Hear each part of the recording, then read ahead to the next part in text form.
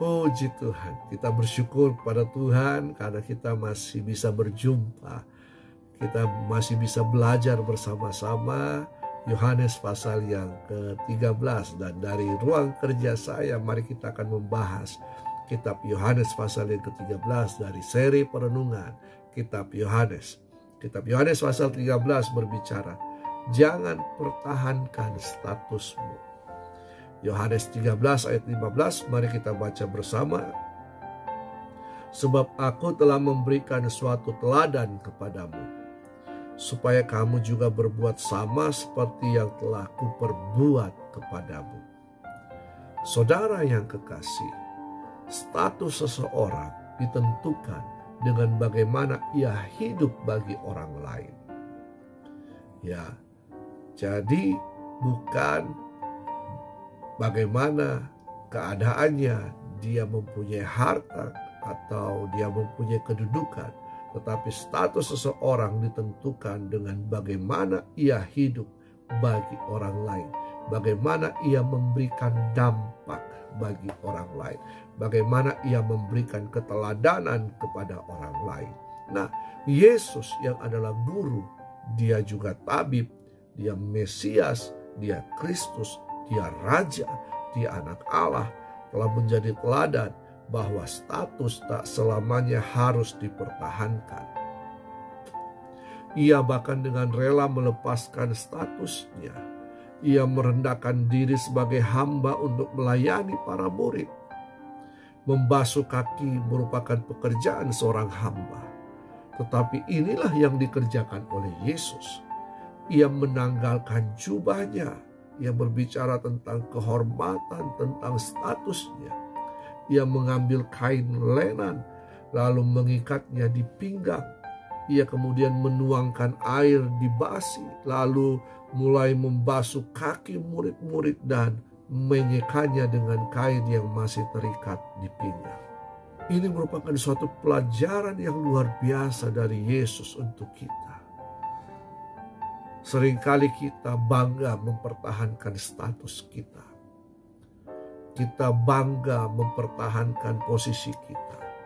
Bahkan kita menggunakan segala cara menyingkirkan orang lain untuk apa? Supaya status jabatan kita tetap. Nah, saudara yang kekasih, mari kita belajar.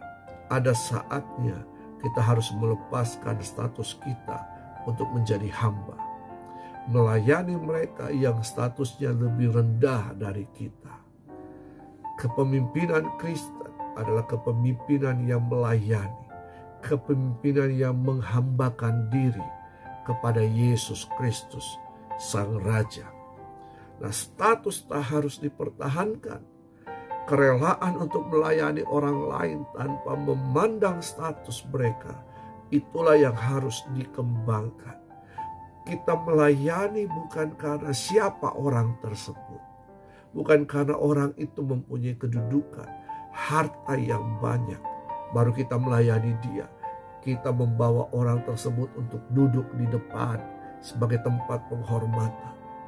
Tetapi marilah kita menanggalkan status kita. Kita melayani orang-orang yang lebih rendah dari kita. Yesus rela melepaskan statusnya.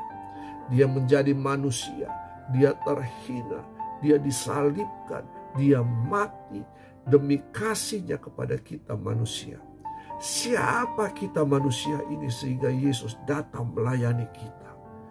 Justru karena Yesus tidak mempertahankan statusnya, maka Allah sangat meninggikan dirinya sehingga di dalam nama Yesus semua makhluk bertekuk lutut dan segala lidah mengaku Yesus Kristus Tuhan.